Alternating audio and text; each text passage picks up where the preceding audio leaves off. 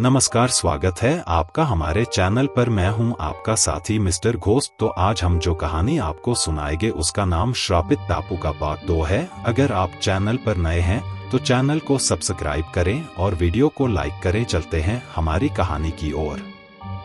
मैं फिर से दोहराता हूं, सभी जल्दी से बाहर निकलो वरना सब मारे जाओगे। सामने वाली पहाड़ी से फिर आवाज आई। सभी काफी डरे हुए थे और एक एक करके बाहर आ गए। सभी को यहां लेकर आ जाओ। ये आदेश शायद उस आदिमानव जैसे इंसान के लिए था। उस आदिमानव ने इन सभी को एक भयानक नजर से देखा और आगे बढ़ने लगा।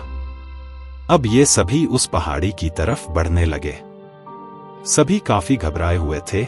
उनके मन में सिर्फ एक ही विचार था कि आगे उन लुटेरों की टोली है और पीछे ये आदिमानव। अब क्या होगा कौन जाने। चलते वक्त रोनित ने नोटिस किया कि उस आदिमानव के गले पर एक इलेक्ट्रॉनिक बेल्ट लगी हुई है। काफी चढ़ाई के बाद सभी उस पहाड़ी के ऊपर पहुंच गए जहां से इन्हें आवाज आई थी। ऐसा लग रहा था कि पहाड़ी की गुफा में इन लुटेरों का अड्डा है। इस गुफा के दरवाजों पर काफी आधुनिक ऑटोमेटिक हथियार थे जिसे शायद रिमोट से चलाया जाता होगा। गुफा में थोड़ी देर चलने के बाद ये लोग एक जगह रुके जहां का नजारा देखकर सभी के होश उड़ गए। मानो पहाड़ी तो सिर्फ दिखावा है, अंदर काफी विशालकाय महल बना हुआ था। तभी इनके कानों पर एक आवाज आई, हमारी रियासत में आप सभी मेहमानों का स्वागत है। उस तरफ से एक महंगे सूट बूट में एक आदमी चला आ रहा था। देखने को ये हिंदुस्तानी ही लग रहा था, पर इसका रहन सहन किसी अंग्रेज से कम नहीं था। अब ये सब और भी ज्यादा घबरा गए। वहां की ठंडी हवा भी जैसे अब इन्हें चुभने लगी हो। सभी एकदम शांत खड़े थे, जैसे इन सभी की जुबान अटक गई हो। तो आखिरकार कुछ नए लोगों की भर्ती हो ही गई। इतना बोलकर वो आदमी अजीब ढंग से हंसने लगा। अब सभी का दिल और भी ज्यादा तेजी से धड़कने लगा था। तभी हिम्मत करके सिद्धेश ने पूछा, आप कौन हो और ये कौन सी जगह है? काफी अच्छा सवाल है, तो शुरुआत करते हैं तुम्हारे पहले सवाल से कि मैं कौन हूं। मेरा नाम है नंबर 9 और तुम्हारे दूसरे सवाल का जवाब है कि ये वो जगह है जिस पर से कोई भी आज तक बच के जा नहीं पाया। इतना बोल के वो आदमी और जोर से हंसने लगा। वो सब तो ठीक है, पर ये कैसा नाम है नंबर 9? क्या तुम तुम्हारे भाई बहनों में 9 नंबर के हो? अतुल ने मजाक करते हुए कहा। उसे उस शख्स का नाम सुनकर काफी हंसी आ रही थी, पर इस बात से उस शख्स को जो खुद का नाम नंबर 9 बता रहा था, उसे काफी गुस्सा आ गया। उसने अतुल से कहा, बहुत हंसी आ रही है ना? फिर उसने उस आदिमानव को कहा, इन्हें तहखाने में ले जाओ। जब आखिरी सांस तक काम करोगे तो हंसना भूल जाएंगे। अब सभी लोग अतुल की तरफ गुस्से से देख रहे थे, मानो अभी अभी अतुल ने इन सब की कब्र खुदवाई थी। वो आदिमानव इन सभी को तहखाने में ले जाने लगा। तभी रोनित ने नंबर 9 से कहा, माफ कीजिए नंबर 9 जी, मेरा दोस्त थोड़ा मजाकिया है। उसका आपके दिल को चोट पहुंचाने का कोई मकसद नहीं था। पर रोनित की बात को मानो उसने सुना ही न हो। अब सभी तहखाने की तरफ बढ़ने लगे। चलते चलते सभी अतुल को समझा रहे थे कि दोबारा इस तरह की गलती ऐसे नाजुक हालातों में मत करना। शायद अब अतुल भी समझ गया था कि उससे गलती हो गई है। तहखाने में पहुंचते ही इन सभी को और बड़ा झटका लगा, क्योंकि वहां लगभग 100 से ज्यादा लोगों को कैद करके रखा गया था, जिनमें पुरुषों के साथ साथ कुछ औरतों को भी रखा गया था। वो तहखाना मानो हिटलर की जेल लग रहा था। सभी लोगों की हालत खराब लग रही थी। वो सभी लोग सोने के गहनों को पिघलाकर ईंटों में तब्दील कर रहे थे। इतना सारा सोना सभी ने पहली बार ही देखा था। इन लोगों को उस आदिमानव ने सबसे आखिरी वाली जेल में डाल दिया और खुद दूसरी तरफ की जेल में जाकर बैठ गया। सभी को अब ये लगने लगा कि इन सभी का आखिरी समय अब सच में पास है। रोनित ने दबी आवाज में कहा कि अब सब कुछ संतोष और अब्बास के हाथों में है। उन्होंने जल्द से जल्द मदद मिलने का इंतजाम करना चाहिए। अब सभी लोग उस तहखाने को निहारने लगे। वो तहखाना उस महल के नीचे बना हुआ था जिसमें वो 11 लोग रहते थे। सभी दरवाजों पर इलेक्ट्रॉनिक लॉक्स लगे हुए थे और एक घूमता हुआ कैमरा सभी जेलों पर नजर रखता था। तभी रोनित ने जेल के दरवाजे के पास जाकर आवाज लगाई, कोई है? हमें प्यास लगी है, हमें पानी चाहिए। सिद्धेश रोनित को चुप करवाते हुए बोला, रोनित क्या कर रहे हो? मरवाओगे क्या? देखा नहीं अभी अतुल के छोटे से मजाक ने हमें जेल में पहुंचा दिया है। रोनित ने सिद्धेश को आंख मारते हुए कहा, बस उस नंबर 9 से कुछ बातचीत करना चाहता हूं, कुछ जानकारी हासिल करनी है, आप लोग बस मेरा साथ देना। रोनित की आवाज सुनकर घूमता हुआ कैमरा इन लोगों की जेल की तरफ मुड़ा और रुक गया, मानो कोई दूसरी तरफ से इन्हें देख रहा हो। रोनित ने फिर से चिल्लाते हुए कहा, कोई है, हमें पानी चाहिए। अब इस बार इन्हें बाजू वाली जेलों में बंद कैदियों की खुसफुसाहट सुनाई देने लगी और थोड़ी ही देर में नंबर 9 आता हुआ दिखा। उसके हाथ में एक छोटी सी पानी की बोतल थी और साथ में 2 खूंखार बॉडीगार्ड भी। उसने रोनित की जेल के सामने आकर पानी में बोतल रोनित को दी और कहा, अगर दोबारा आवाज आई तो याद रखना तुम तो मरोगे ही, साथ में तुम्हारे साथी भी मारे जाएंगे, अब चुपचाप बैठ जाओ। रोनित ने कहा, आपका बहुत बहुत शुक्रिया पानी लाने के लिए, आप काफी महान इंसान लगते हो जो खुद पानी लेकर यहाँ तक आए, वरना आप किसी के हाथ से भी भेज सकते थे। आप सच में अच्छे दिल के इंसान लगते हो।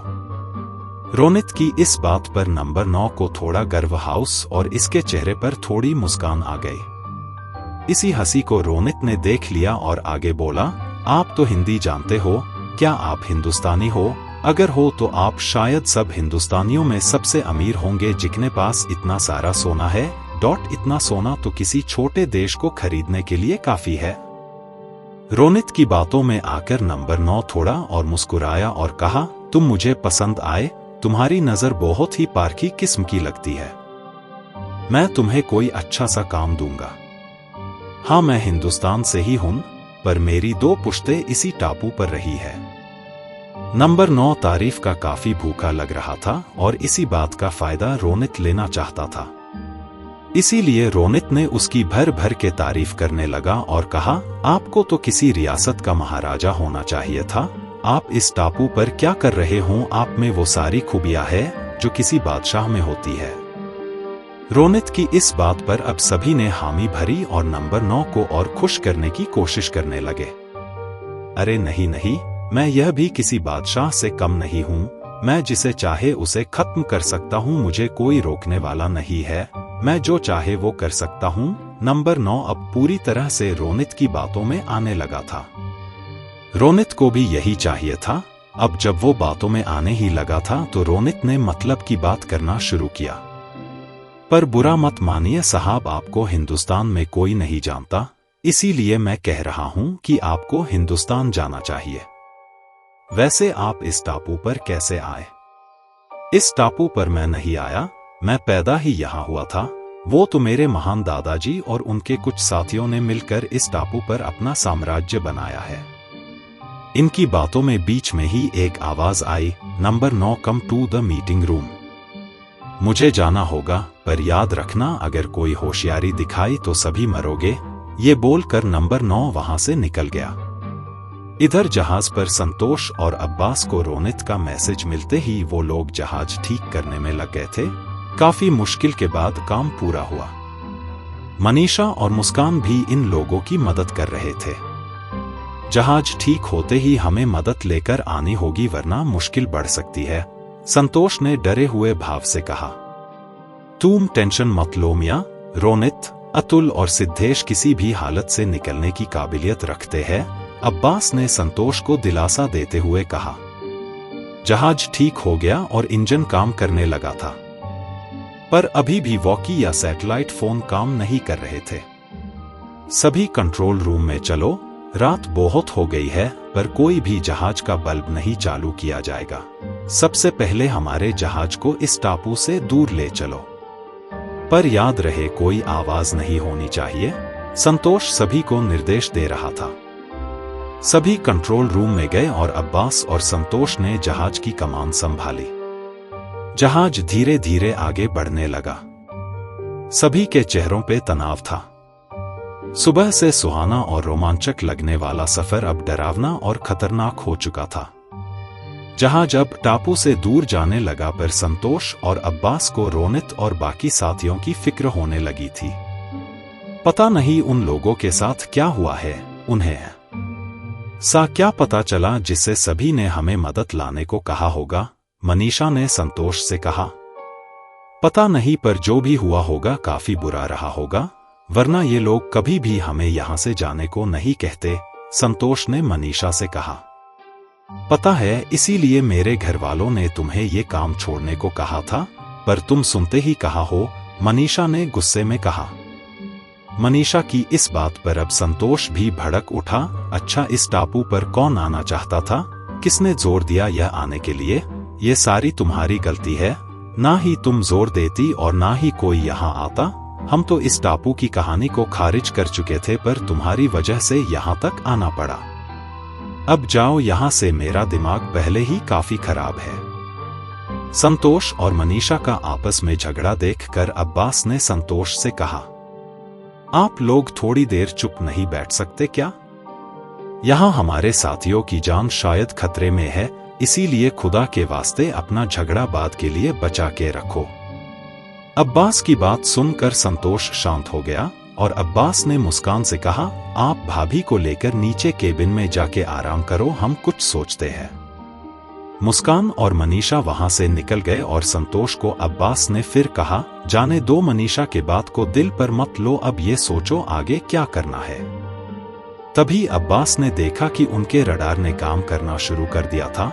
वो जोर से चिल्ला उठा, जल्दी से सैटेलाइट फोन देखो, वो चल रहा है क्या? संतोष भी अब थोड़ा खुश हो गया। उसने भागते हुए फोन ले आया और देखा तो वो भी ठीक से काम कर रहा था। यानी अब ये लोग टापू के चुंबकीय क्षेत्र से बाहर आ चुके थे। जल्दी से जहाज उस जगह ले चलो जहां हमें कैप्टन विलियम का जहाज मिला था। वो जगह यहां से नजदीक है और वह समंदर के व्यस्त रास्तों में जे एक है। शायद आसपास कोई जहाज मिल जाए तो हम मदद ले सकते हैं। तभी संतोष के मन में उसके दोस्त का ख्याल आया जो इंटरपोल में काम करता था। उसने तुरंत उसको फोन किया और सारी बातें बता दी। संतोष की बातों पर पहले तो उसे यकीन ही नहीं हो रहा था, पर संतोष की अच्छी जान पहचान होने के कारण वो उसे संतोष की मदद करने के लिए मान गया। उसने कहा कि तुम फिक्र मत करो, मैं तुम्हारे लिए मदद भेजता हूँ, तुम बस अपनी लोकेशन बताओ। थोड़ी ही देर में सुबह होने वाली थी और साथ में मदद भी आने वाली थी, इसीलिए संतोष थोड़ा अच्छा महसूस कर रहा था। इधर रोनित, शुभम, अतुल और सिद्धेश जिस जेल में थे उसके बगल वाली नेल से कुछ आवाज आई, तुम सब मरने वाले हो। रोनित और बाकी सब अब थोड़े चौंक गए। उन्हें लग रहा था कि वहां उनके अलावा कोई नहीं है। अतुल को रहा नहीं गया और उसने उस शख्स को पूछा, आप कौन हो और आप यहाँ कैसे आ गए? वो शख्स अब चुप हो गया, मानो किसी चीज से डर हुआ हो। अतुल ने फिर से आवाज लगाई, भाई कुछ तो बोलो, कौन हो आप? क्या आप भी यहाँ के कैदी हो? उस आदमी ने धीरे से कहा, हमारे बीच बानी दीवार के आखिरी हिस्से की तरफ आओ, जहां अंधेरा है। अब सभी उस जगह पहुंच गए। वो जगह पर काफी दुर्गंध थी, मानो वो जगह पर पिछले कैदी अपनी गंदगी करते हो।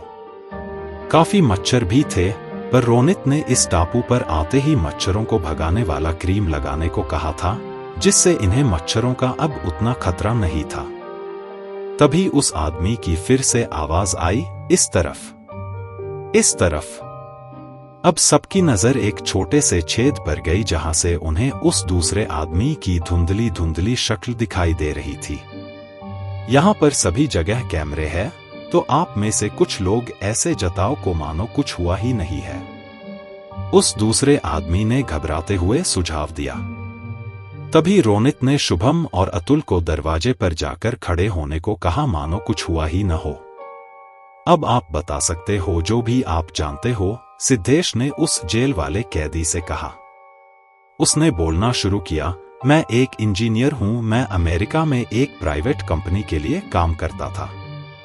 मेरी खासियत है, अगर सही मशीन्स मिल जाए तो मैं किसी भी कम्युनिकेशन को काट सकता हूं या किसी भी जगह से कम्युनिकेशन बना सकता हूं। एक दिन मेरे ऑफिस में एक शख्स आया जिसे मेरी जरूरत थी। वो मुझे अच्छी सैलरी देने को भी तैयार था। उस आदमी ने मेरे अकाउंट में एडवांस के तौर पर एक मोटी रकम डाल दी थी और मुझे इस जगह पर ले आया। मुझे लगा था कि मैं CIA या फिर किसी खुफिया प्रोजेक्ट का हिस्सा हूं, पर जल्द ही मुझे पता चल गया यहाँ की कालाबाजारी के बारे में। मैंने इन लोगों के लिए एक high power magnetic field generator बनाया जो इस टापू के चुंबकीय क्षेत्र जैसा ही है मगर काफी शक्तिशाली है। और साथ साथ मैंने इन लोगों के लिए एक मशीन बनाई जो मेरे मैग्नेटिक रेडिएशन को काटकर एक सुरक्षित कम्युनिकेशन लाइन बनाती है, जिससे कि ये लोग पूरी दुनिया में कहीं भी संपर्क बना सकते हैं। पर इन लोगों से छुपाकर एक लाइन मैंने मेरे लिए भी बना ली थी। पर अगर मैं बाहर की दुनिया से जुड़ने की कोशिश करूंगा तो पकड़ा जाऊंगा और ये लोग मुझे भी मार देंगे, इसीलिए मैं अब तक चुप हूं। अभी अभी मैंने उन लोगों की बातों को सुना है। उन्होंने कहा है कि तुम लोगों का जो जहाज खराब हुआ था वो अब जा चुका है। उन्हें शक है कि तुम लोग जासूस हो, इसीलिए कल सवेरे तुम सबको मार देंगे। उस आदमी की बात सुनकर सबके बदन से एक डर की लहर सी दौड़ गई। पर अब शुभम को काफी गुस्सा आ रहा था। उसने कहा, इन लोगों ने मेरे साथियों को मारा है, मैं भी मारने ही वाला था, पर अब जब भगवान ने मुझे एक मौका दिया है तो इसकी जरूर कोई वजह होगी। मैं इनके हाथों से नहीं मरने वाला, हम लोग यहां से जरूर निकलेंगे।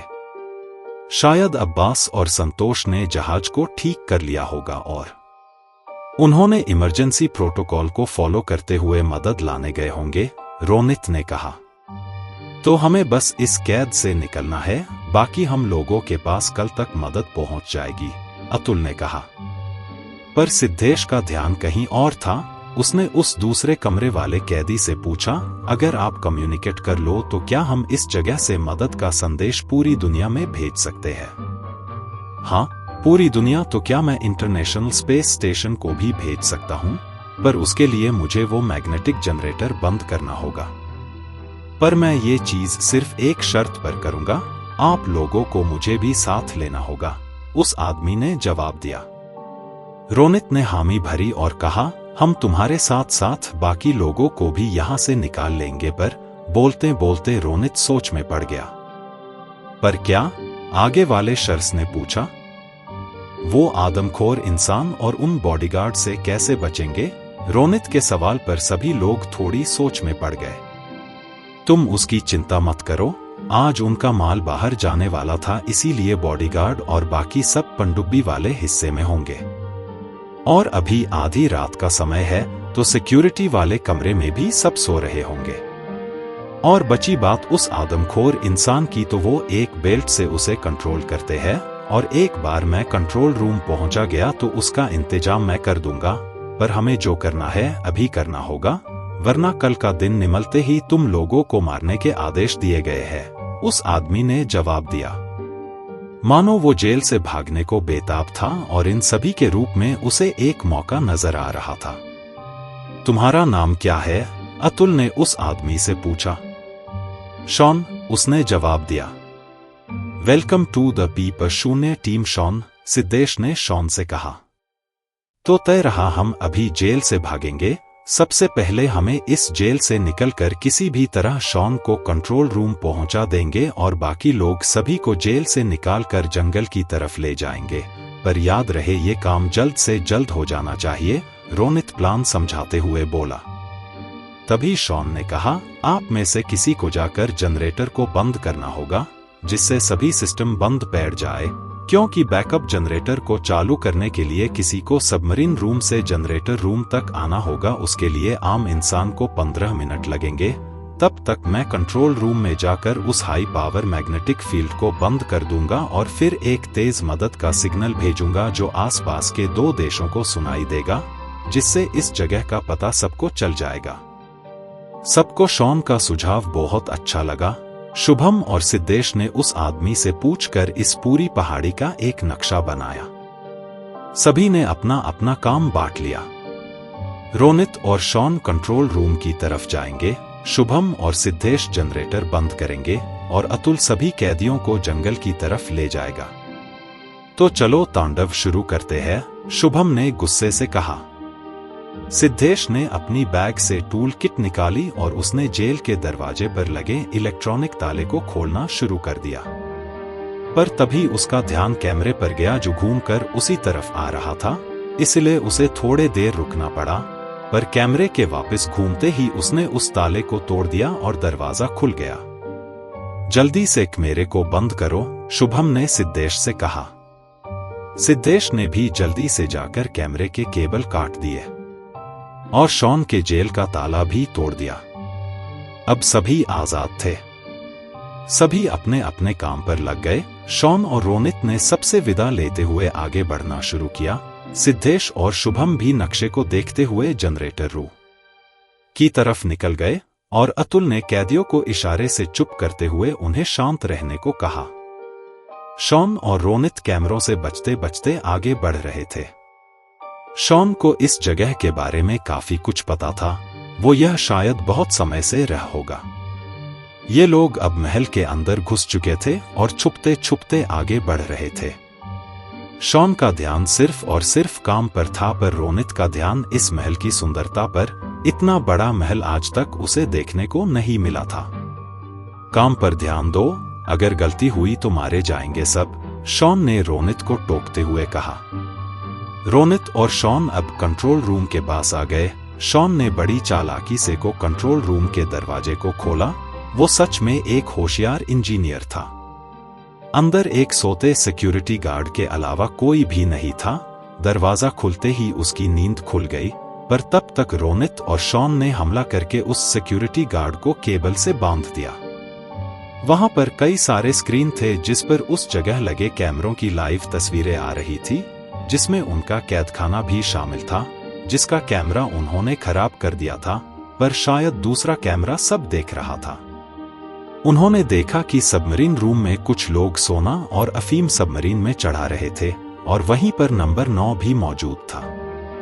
जल्दी करो, मैं इस पर नजर रखता हूं, रोनित ने शॉन जे कहा। बस अब तुम मजा देखो, अब इन्हें बताता हूं कि मैं क्या चीज हूं। शॉन ने अपनी उंगलियां कंट्रोल पर चलाई और उसने उस हाई पावर मैग्नेटिक जनरेटर को बंद कर दिया और साथ ही साथ मदद का सिग्नल भेजा। सिग्नल भेजते ही शॉन ने देखा कि सबमरीन रूम में हलचल तेज हो गई थी। शायद उन लोगों को पता चल गया था कि कुछ तो गड़बड़ है। अब क्या करे, रोनित ने शॉन से कहा। तुम बस देखते जाओ, शॉन ने कहा, और उसने सबमरीन रूम का दरवाजा लॉक कर दिया और कैदियों के रूम के सारे दरवाजे खोल दिए सिवाय उस नरभक्षी आदिमानव के जेल के। उन्होंने देखा कि अतुल सभी को बाहर निकाल रहा है और सभी जंगल के ओर भाग रहे हैं। तभी उन्होंने देखा कि वहां के गार्ड्स ने वहां के दरवाजे को तोड़ दिया है और वो लोग अब कंट्रोल रूम की तरफ ही आ रहे हैं। निकलो यहां से, रोनित ने शॉन से कहा। हाँ जरूर, पर पहले आखिरी काम तो कर दूं, शॉन ने बोलते बोलते वह पड़े एक कुर्सी से वहां बने कंट्रोल पैनल को तोड़ दिया। अब ठीक है, चलो यहां से, शॉन ने कहा और अब ये लोग भी तेजी से पहाड़ी से बाहर निकलने के लिए दौड़ पड़े। थोड़ी देर भागने के बाद ये लोग गुफा के बाहर पहुंचा गए थे। तभी शॉन की नजर उन ऑटोमेटिक मशीन गन पर पड़ी जो दरवाजे के पास रखी थी। शॉन ने कहा, अभी तक जनरेटर बंद हो जाना चाहिए था। ये लोग ऊंचाई से कहीं भी निशाना लगा सकते हैं और ये बहुत खतरनाक है। तभी उस मशीन गन में हलचल शुरू हो गई, मानो किसी ने उसे एक्टिवेट कर दिया हो, पर इसके पहले कि कुछ होता पावर बंद हो गई, जिसके वजह से मशीन गन भी बेकार साबित होने वाली थी। मुझे सिद्धेश पर पूरा भरोसा है, वो हमेशा काम पूरा करता है, रोनित ने मुस्कुराते हुए शॉन से कहा। शॉन ने भी मुस्कुराते हुए कहा, हाँ वो तो दिख ही रहा है, अब चलो जल्दी। अब शॉन ने मशीन गन के तारों को काट दिया और रोनित और शॉन पहाड़ी से नीचे उतरने लगे। दिन निकलने में अभी कुछ समय बाकी था, पर सभी लोगों ने अंधेरे की परवाह किए बिना जंगल की तरफ बढ़ना शुरू किया। रोनित और शॉन अब पहाड़ी से निकलकर उस जगह पहुंचा गए जहां इन्होंने मोटर बोट लगाई थी। शॉन ने मोटर बोट को देखते ही कहा, बढ़िया, अब चलो यहां से। नहीं जा सकते, मेरे दोस्त अभी भी जंगल में कहीं भटक रहे होंगे। पहले उन्हें आने दो, और वैसे भी वो मोटर बोट खराब है। इधर जहाज पर संतोष और अब्बास मदद का इंतजार कर रहे थे, तभी इनके जहाज के रेडियो पर एक सिग्नल मिला। ये वही सिग्नल था जो शॉन ने भेजा था। ये तो मदद का सिग्नल है, और अजीब बात यह है कि ये उसी जगह से आ रहा है जहां पर तो टापू है, अब्बास ने हैरानी जताते हुए कहा। मैं समझ गया, ये जरूर हमारे साथियों का सिग्नल है। हमें वहां जाना होगा, जहाज घुमाओ अभी के अभी, संतोष ने कहा। हमें रुकना चाहिए जब तक हमारे साथ कुछ पुलिस या आर्मी नहीं होती, वो लोग भी आते ही होंगे। बिल्कुल नहीं, हमें अभी निकलना चाहिए। चलो यहां से जल्दी, संतोष ने जोर देते हुए कहा। ठीक है मियां, तो चलो। अब्बास भी अब जोश में आ गया था। अब्बास और संतोष ने देखा कि एक बड़ा कार्गो शिप भी उसी दिशा में आगे बढ़ रहा था, हालांकि वो अपने तय रास्ते से भटक गया था। शायद सिग्नल को देखकर ये लोग भी मदद के लिए जा रहे होंगे, संतोष ने अब्बास से कहा। तो चलो उनसे मदद मांगते हैं। उस जहाज से रेडियो संपर्क करके देखते हैं, अब्बास ने कहा। ठीक है, ये सही रहेगा, संतोष ने जवाब दिया और रेडियो से दूसरे जहाज पर मैसेज भेजने लगा। कार्गो शिप कम इन, कार्गो शिप कम इन। क्या आपको भी मदद का सिग्नल मिला है? ओवर। आगे के जहाज से जवाब आया, this is eagle I cargo ship. हमें भी सिग्नल मिला है, शायद कोई जहाज डूब रहा होगा, चलो मदद करते हैं। ओवर। हेलो ईगल आई, मेरा नाम संतोष है। ये मदद का सिग्नल एक टापू बेट से आया है, वहां कुछ लोग फंसे हैं, चलो बचाते हैं उन्हें। ओवर। संतोष ने जवाब दिया। Hello Santosh, this is captain speaking. यहां कोई टापू नहीं है, आपको गलतफहमी हुई है, ये जरूर किसी जहाज का सिग्नल है, शायद किसी बड़े जहाज का। ओवर। कार्गो शिप से जवाब आया। इन लोगों को क्या पता कि वहां सच में एक टापू है, छोड़ो जाने दो, थोड़ी देर में दिन निकलेगा, तब तक है हम वहां पहुंच जाएंगे। इन्हें इनकी आंखों से देखने दो, अब्बास संतोष से कहा। अब दोनों जहाज उस टापू की ओर बढ़ने लगे। टापू अब सिर्फ 5 मील दूर था, पर इस बार न तो रडार ना ही रेडियो बंद हुए थे। ये देखकर अब्बास बोला, शायद हमारे साथियों ने श्रापित बेट को शाप से मुक्त कर दिया है, देखो अभी भी रडार काम कर रहा है। पता नहीं उन लोगों का क्या हाल होगा, संतोष ने दबे सहमे आवाज में जवाब दिया। इधर टापू पर अब दिन निकल गया था।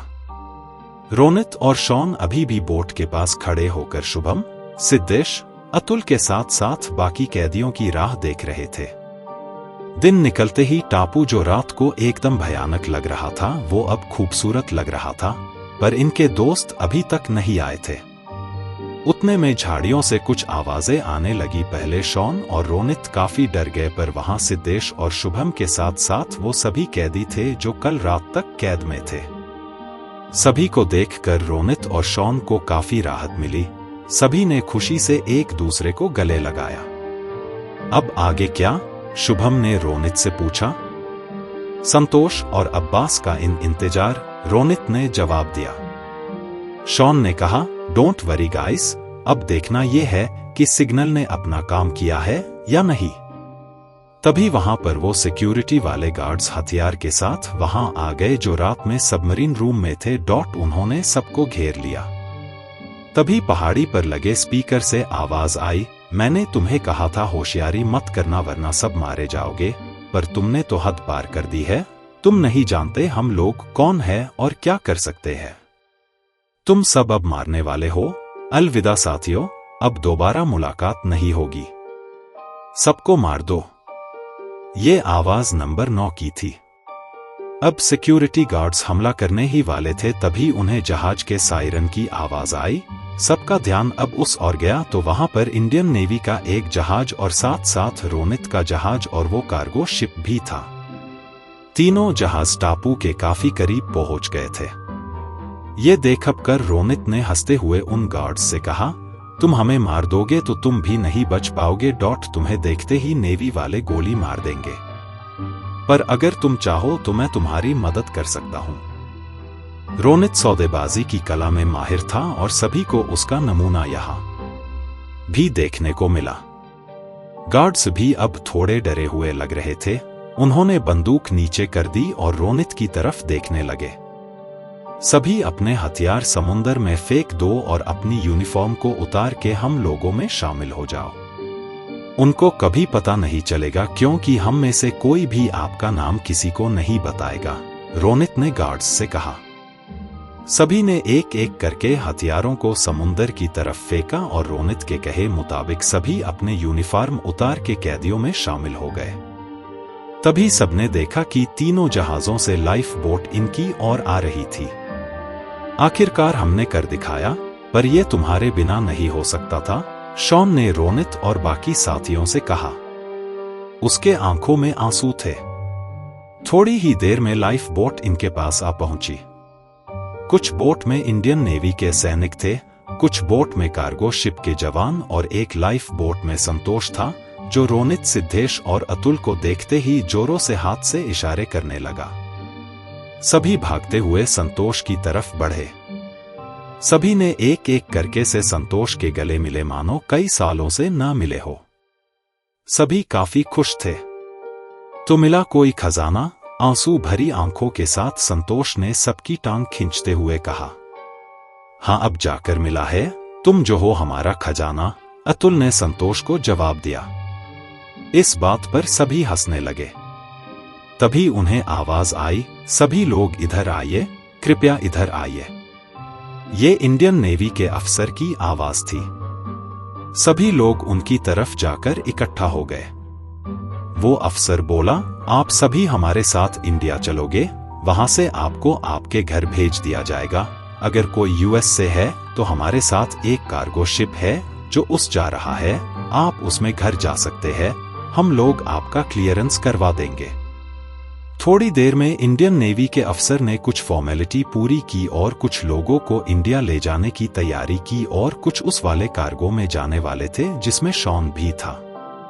शॉन ने जाते जाते रोनित और सभी से आखिरी बार गले मिल और कहा, मेरी लालच से मैं यहाँ आया और तुम सब की लालच से तुम सब यहाँ पर आए, पर इस लालच ने हम सबको मरवा ही दिया था।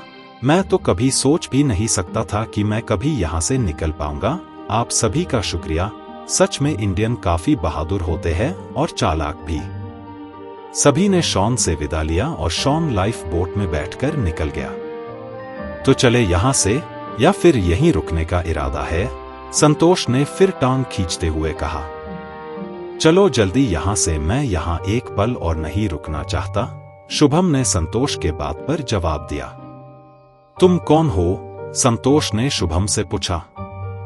ये अब हमारा दोस्त है शुभम, सिद्धेश ने संतोष से कहा। तो चलो फिर निकलते हैं, वैसे भी हम लोग अब मशहूर होने वाले हैं, संतोष ने कहा। सभी लाइफ बोट में बैठकर इनके अपने जहाज की तरफ रवाना हो गए। जाते जाते सबकी नजर अभी भी उस टापू पर थी जहां इंडियन नेवी के जवान पूरे टापू की तलाशी ले रहे थे। अब सभी अपने जहाज पर वापस आ गए। अब्बास, मनीषा और मुस्कान ने खुशी से सबका स्वागत किया और इनका जहाज घर की ओर निकल पड़ा। शुभम को अपने साथियों के खोने का काफी दुख था, पर जान बचने की खुशी भी थी और साथ साथ उसे नए दोस्त भी मिल गए थे। अब जहाज पर अब्बास, संतोष और मनीषा सबको ये जानना थी कि उस टापू पर आखिर क्या हुआ था। पर रोनित ने बात को काटते हुए कहा, छोड़ो यार ये सब बातें, तो तैयार। रोनित की ये बात सुनकर अब सभी एकदम खुशी से बोल पड़े, बिल्कुल तैयार। पर शुभम को कुछ समझ नहीं आया कि ये सब चल क्या रहा है। उसने धीरे से सिद्धेश से पूछा, किस चीज के लिए तैयारी हो रही है? सिद्धेश ने हंसते हुए जवाब दिया, ये रोनित का हमेशा का स्टाइल है। उसे किसी भी चीज की खुशी हो तो वो पार्टी देता है, जो आज शाम को होगी। सभी पार्टी के लिए तैयार है और हमारे साथ तुम भी चलो आज के पार्टी में। शुभम ने हंसते हुए कहा, बिल्कुल आऊंगा।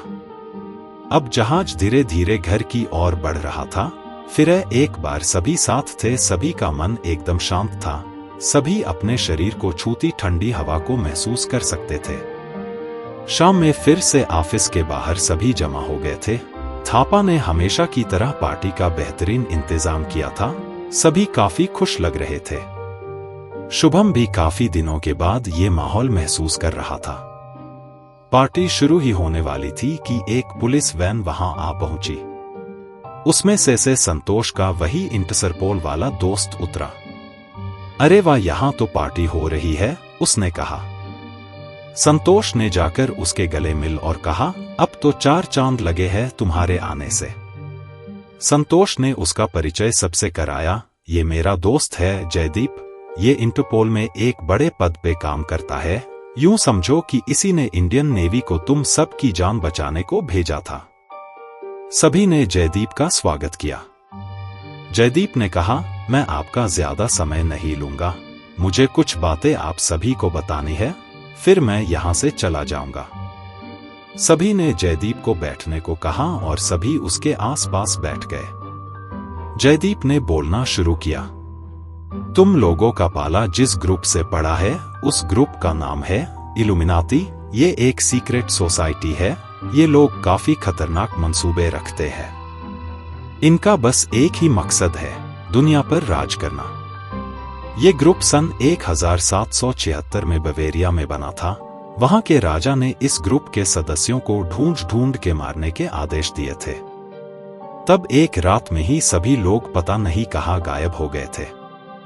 और बची बात उस समुद्री टापू की तो हो सकता है उस ग्रुप के कुछ मेंबर्स बाद में समुद्री लुटेरे बन गए हो और उसी दौरान उन्हें वो टापू मिला हो जहां उस ग्रुप ने अपने काले कारनामों का अड्डा बनाया हो, क्योंकि जो शख्स हमें वहां पर मरा पड़ा मिला उस शख्स ने काफी डॉक्यूमेंट्स को जला दिया था, पर कुछ सबूत हमारे हाथ लग गए। क्या आप इस शख्स को जानते हो? जयदीप ने कुछ फोटोज सबके सामने रखे जिसमें एक आदमी ने खुद को गोली मार ली थी। ये खुद को नंबर 9 बताता था। शुभम ने गुस्से से कहा, अच्छा हुआ मार गया। जयदीप बोला, बिल्कुल ठीक, ये लोग कुल 11 लोग हैं। इस आदमी के पास से हमें कुछ सबूत मिले हैं जिस पर से ये अंदाज लगाया जा सकता है कि ये इल्यूमिनाती ग्रुप का मेंबर हो और इस शख्स ने खुद को इसीलिए खत्म कर लिया क्योंकि ये हमारी पकड़ में आने वाला था। ये ग्रुप हमेशा से खुफिया तरीके से काम करता है। ड्रग्स, सोना, हथियारों की तस्करी, इनसे इस ग्रुप की कमाई होती है। और यही पैसा ये लोग आतंकवादी गतिविधियों के लिए, पॉलिटिकल हत्याओं लिए इस्तेमाल करते हैं। ये लोग किसी भी नेता को खरीदने की ताकत रखते हैं। अगर वो नहीं माना तो उसे हटा के उसके जगह नया लीडर खड़ा करते हैं। इन्हें बस किसी भी तरह दुनिया पर राज करना है। इंटरपोल की नजर हमेशा से इस ग्रुप पर थी, पर आज तक किसी ने ये नहीं सोचा होगा कि ये लोग ऐसी जगह से काम करते हैं जो इस दुनिया के नक्शे पर कभी सामने ही नहीं आई। और ऊपर वो जगह एक चुंबकीय क्षेत्र थी जिसके वजह से जहाज भटक जाते थे। इसी चीज का फायदा उन्होंने उठाया और एक इंजीनियर के मदद से उस टापू गए चुंबकीय क्षेत्र को बढ़ा लिया था। काफी बड़ी साजिश लगती है, मनीषा ने कहा। पर अब ज्यादा दिन नहीं चलेगी। इनका सारा सोना और ड्रग्स की भारी मात्रा अब हमारे कब्जे में है। साथ साथ उस समुद्री टापू पर अब इंडिया का हड़ है, क्योंकि वहां पर सबसे पहले इंडियन फौज पहुंची है। उस सोने का क्या करोगे आप अब? अब्बास ने पूछा। वो सोना अब इंडियन गवर्नमेंट की प्रॉपर्टी है और वो सोना हमने आज ही वहां से हटा दिया है। यकीन नहीं होता इतना सारा सोना एक जगह से मिला है, जयदीप ने कहा। और उस राक्षस का क्या? शुभम ने पूछा। वो कोई राक्षस नहीं है, वो एक आदमखोर जानवर है। पर कमाल की बात तो ये है कि उस जानवर की उम्र 200 साल है, जयदीप ने कहा। जयदीप की बातों को सुनकर अब सभी हैरान थे, क्योंकि वो लोग सचमुच मौत के मुंह से बचे हुए थे। अब सब साफ होने लगा था। वो कैप्टन विलियम के जहाज का डूबना, उनके साथियों का वो जहरीले तालाब का पानी पीकर बीमार हो जाना और आदमखोर इंसान का एक दांत कैप्टन विलियम के पास से मिलना, साथ साथ सोने के सिक्के मिलना, उस टापू का किसी भी नक्शे पे ना होना। अब सभी के समझ में कुछ कुछ आने लगा था। इसका मतलब कोई श्राप था ही नहीं, बस विज्ञान था, अतुल ने कहा। वैसे अब मुझे चलना चाहिए, पर एक बात का ख्याल रहे, उस ग्रुप के बाकी लोग अभी भी बाहर है, इसीलिए आप लोग इस बात को किसी से शेयर मत कीजिएगा। जयदीप ने सबको चेतावनी देते हैं कहा। अब मैं चलता हूँ। जयदीप विदा लेके जाने लगा, तभी शुभम की नजर एक सूटकेस पर पड़ी जो जयदीप की थी। आपकी सूटकेस तो लेते जाइए, शुभम ने जयदीप से कहा। जयदीप पीछे मुड़ा और कहा, अब से ये आप सभी की है। सबने जयदीप को विदा किया और वापस पार्टी के लिए आ गए। इस सूटकेस को खोल के देखते हैं, हर बार की तरह अतुल और सिद्धेश कहा। बैग खोलते ही सब खुशी से झूम उठे क्योंकि उसमें 6 सोने की ईंटें थी, यानी सबके हिस्से पर एक ईंट। अब सभी और भी ज्यादा खुश थे क्योंकि इस एक ईंट की कीमत मार्केट में लगभग 2 करोड़ थी। सभी ने पार्टी का खूब मजा लिया, आखिरकार इनकी मेहनत कुछ तो रंग लाई थी। दोस्तों, ये कहानी यहीं पर खत्म होती है। आपकी कहानी कैसी लगी और अब आप कौन सी कहानी सुनना चाहते हैं, कमेंट करके बताएं। अगर आप चैनल पर नए हैं तो चैनल को सब्सक्राइब करें और वीडियो को लाइक करें।